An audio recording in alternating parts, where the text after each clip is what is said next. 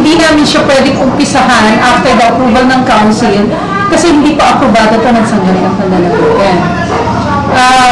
Pagkatapos nga may mga bidding process pa tayo na dadaanan para din sa implementation before we can fully implement the projects. Sabi ko nga, hindi nila kasi matira ang governor, so ang titirahin nila, since I'm the next in round, ako yung titirahin nila, ako yung kung ano na lumalabas ng salita. Although, as much as possible nga, nagdi-distance ako, kagaya yung mga activities namin na gusto akong may salita. Sabi ko, kung nandiyan ang governor, he's the one who's supposed to speak, hindi ako. Kasi siya yung elected official, siya yung top official ng province, so siya dapat. Pangalawa, ano ba yun? Yung unang months pa lang namin kasi, ang inaano na nila, parating ako yung sinasabi ko, gusto daw yung ganito, yung ganyan. Sabi ba hindi ko alam na nangyari yung ganung bagay. And yet, ang naka-name drop ako, since I'm the administrator. So, ang ano nila, name drop ako ang nagputos ng ganito, kung ano man yung bagay na sinasabi nila. Paghahari-harian, siguro na-misinterpret yung function ko bilang administrator, being the one who is supposed to implement kung ano yung policies ng governor. Kaya ganito yung nagiging conception or misconception ng tao. Actually, marami kaming in-implement na napansin namin hindi ganon tinutukan ng previous administration. Una na lang sa mga empleyado, we do require them na kung ano yung trabaho nila gawin nila. Pumasok sila sa oras, magtrabaho sila. Hindi naman ka namin yung hinihingi namin sa inyo. Na kung ano yung trabaho ninyo, ano yung function nyo, ilanda nyo. Kasi binabayaran tayo ng tao. Taxes ito ng tao. So dapat ibigay natin yung dapat lang para sa kanila. Ang confidence sa niya? Sahod ko, nawala pa rin hanggang ngayon. At tinanggalan din pa rin nila for 2009. Kasi ang ini-insist ng Sangguniang Panlalawigan natin, they do not recognize me. Even if under the law, at kahit yung DILG natin, yung ating Civil Service Regional Director and Provincial Director, and even the author of the law itself, si Senator Pimentel, have said na nag-lapse na yung 15-day period within which they should act dun sa appointment ko at ng dating provincial legal officer. Therefore, being confirmed na kami sa aming mga appointments.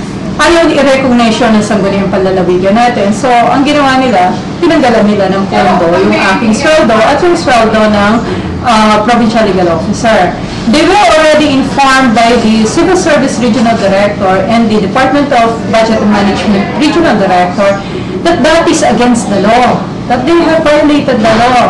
Despite that, kahit anong hingi namin sa kanilang pondohan nyo to, aprobahan nyo yung pondo, wala silang ginagawa. Sa Sangguniang Panlalawigan, sino po yung nasa namumuno nito? Ang presiding officer nila, of course, under the law, is the Vice Governor. Personal, yung naging ano po nila? Hindi ko alam. Pero yun ang ini-insist nila. Sabi ko nga, kapag nasa labas naman, nag-uusap kami. Nire-recognize nila ako pag nasa labas. Pag nasa session hall na, hindi na. Mensahe? Mensahe? Sa mga kababayan po namin Kapampangan, sana natuto na tayo kung ano yung nangyari in the previous administration at ano ngayon yung mga reformang ginagawa natin. Mahirap, alam namin ito kasi pagbabago itong ginagawa namin. Yung isinusulong namin pagbabago, sa iba, ayaw nila to kasi pagbabago nga. Pero kung hindi po namin uumpisahan ito, paano yung mga susunod na henerasyon, paano yung mga anak natin, mga apo natin, kung hindi tayo ngayon pala magsisimula na magkaroon ng pagbabago ang ating probinsya. Nakita na po natin kung ano dapat ang kinita ng probinsya at ano dapat ang mga proyekto na naibigay para sa atin, ano yung mga benepisyo na ibigay sa probinsyang ito. Sa mga probinsya na nakapalibot sa atin, nahuhuli po tayo kung ano yung dapat, yung mga sources of income natin, revenues natin. Kaya hanggat maaari, pinagbubuti namin na maayos itong lahat para sa ganon, sino man ang maupo sa mga susunod na panahon, sana pagyamanin palalo nila ito at iangat sa dati niyang kinalalagyan ng Pampanga. Sana po, kung ano man yung experience natin ito, ipagpatuloy natin para sa susunod na eleksyon. Hindi lang dito sa Pampanga, hindi lang sa mga munisipyo ninyo, kundi sa ating bansa.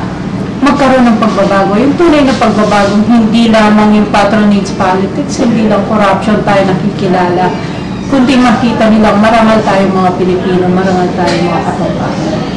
Message po sa sangguniang panlalawigan held by you, Maislo. No comment. Alay, yung sweldo ko. Actually, hinihingi namin sa kanila. Paano po ba na kayo nakakasurvive ngayon kung ganun? Kasi before I entered yung posisyon na to, public service, nasa private practice ako. So kahit pa paano may ipon naman ako, no? Kaya sabi ko, anyway. Mensahe ko ay sa sangguniang, hindi lang sa isang tao, kundi sa mga sa buo. Ng sangguniang. Kasi sana maging patas lang tayo. Sinasabi po natin na mahal natin yung probinsya nito. Sana doon sa mga actions natin, ipakita nga natin na mahal natin ang probinsya nito. Huwag po natin personalin lahat ng bagay. Tingnan po natin kung ano yung makakabuti sa ating mga kababayan, ano makakabuti sa ating probinsya. Kung nakikita niyo kung puna sa amin. Ang hinihingi namin sa inyo, magtulungan tayo. Hindi naman po siguro mahirap na isulong ang probinsya nito kung nagtutulungan tayo. Sa ngayon, nahihirapan kami kasi parating may nakaharang. Sana po, magtulungan tayo para umunlad tayo lahat. Abangan sa susunod na Sabado ang pagpapatuloy ng ating panayam kaugnay pa rin sa recall petition kay Governor Panlilio at yung mga kasama niya sa opisina.